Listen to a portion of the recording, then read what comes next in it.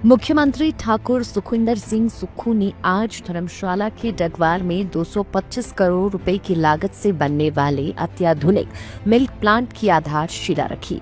साथ ही इसे अगले साल इस समय तक मुकम्मल करने के भी साथ साथ अधिकारियों को दिशा निर्देश जारी किए। मुख्यमंत्री ने इस दौरान मीडिया से मुखातिब होते हुए कहा कि हिमाचल प्रदेश सरकार ने डगवार में 1.5 लाख लीटर प्रतिदिन की प्रारंभिक क्षमता वाला एक स्वचालित दूध प्रसंस्करण संयंत्र स्थापित कर रही है, जिसे 3 लाख लीटर प्रतिदिन तक बढ़ाया जा सकता है।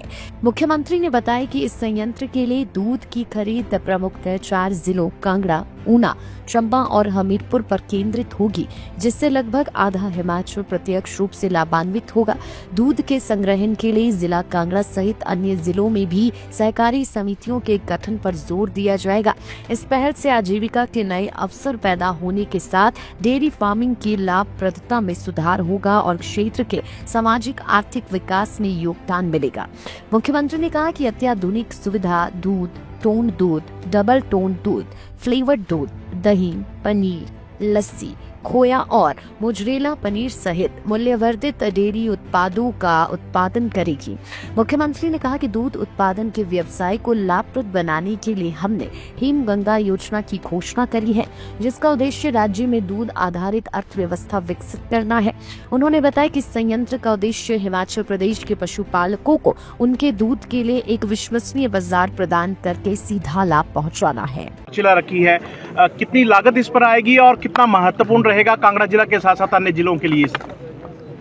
जब से हमारी सरकार बनी है तब से ग्रामीण अर्थव्यवस्था को मजबूत करने के लिए हर वर्ष नए नए आइडिया, नई नई योजनाएं और नई नई टेक्नोलॉजी पर काम कर रही है। मुझे खुशी है कि 1 साल पहले जब मैंने बजट में जो ढगवार में प्लांट लगा था, जिसको बहुत कोई पूछता नहीं था, जब मैंने यहाँ विजिट किया और विजिट करने के बाद मैंने दिशा निर्देश दिए कि ढगवार के प्लांट को world class milk processing unit बनाना है। इस दृष्टि से मैंने जब आदेश दिए, उसके बाद मैंने और मंत्री जी ने कई बैठकें की।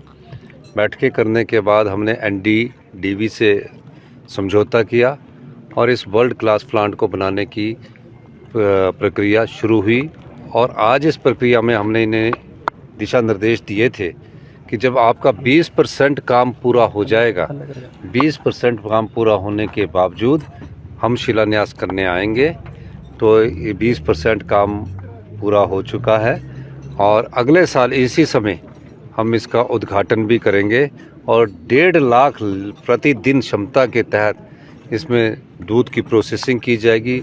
मोज़रेला बटर बनेगा, घी बनेगा, खोया बनेगा, पनीर बनेगा और जो दूध की पैकेजिंग है वो भी हाई स्टैंडर्ड पैकेजिंग अपनाए जाएंगे, वर्ल्ड क्लास स्टैंडर्ड पैकेजिंग अपनाए जाएंगे।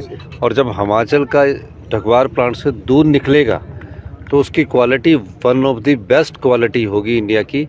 वो हमने आज अभी चर्चा की है और मैं धन्यवाद NDDB वालों को भी करना चाहूँगा, सभी अपने अधिकारियों और कर्मचारियों को भी धन्यवाद करना चाहूँगा कि आज इस प्लांट के शिलान्यास से ग्रामीण अर्थव्यवस्था की मजबूती के बढ़ते कदम आगे बढ़ रहे हैं। और दृष्टिकोण हमारा स्पष्ट है कि हम गाँव के किसान के हाथ में पैसा देना चाहते हैं और गाँव के किसान जिसके पास पशुधन है उसके हिसाब से हम उनका दूध खरीद कर और इस मिल्क प्रोसेसिंग यूनिट में लगाएंगे।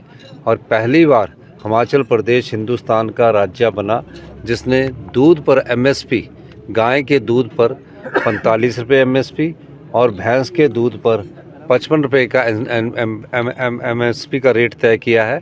उससे ज़्यादा अगर बाज़ार में बिकता तो बाज़ार में बेचे, लेकिन गरीब किसान को ये पता लग जाए कि मेरे अगर गांव में बाज़ार में मेरा दूध नहीं बिकता तो मैं मिल्क फेडरेशन के द्वारा 45 रुपये के हिसाब से गुणात्मक आधार पर वो दूध सरकार खरीदेगी।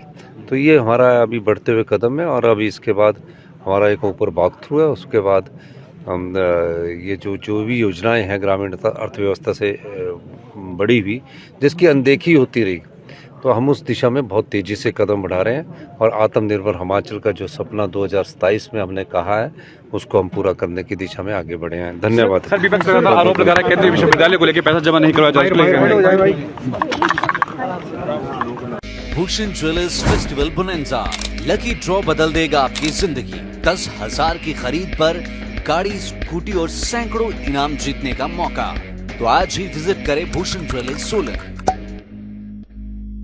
हिमालय की गोद और देवों की धरती में बसा रूट्स कंट्री स्कूल शिक्षा के साथ संस्कार और स्वास्थ्य का एक ऐसा मंदिर है जहां देश ही नहीं विदेशों के छात्र भी गुरुकुल जैसी शिक्षा ग्रहण करने आते हैं। नारकंडा से 15 किलोमीटर की दूरी पर मौजूद यह शिक्षा का मंदिर कर रहा है आपका इंतजार।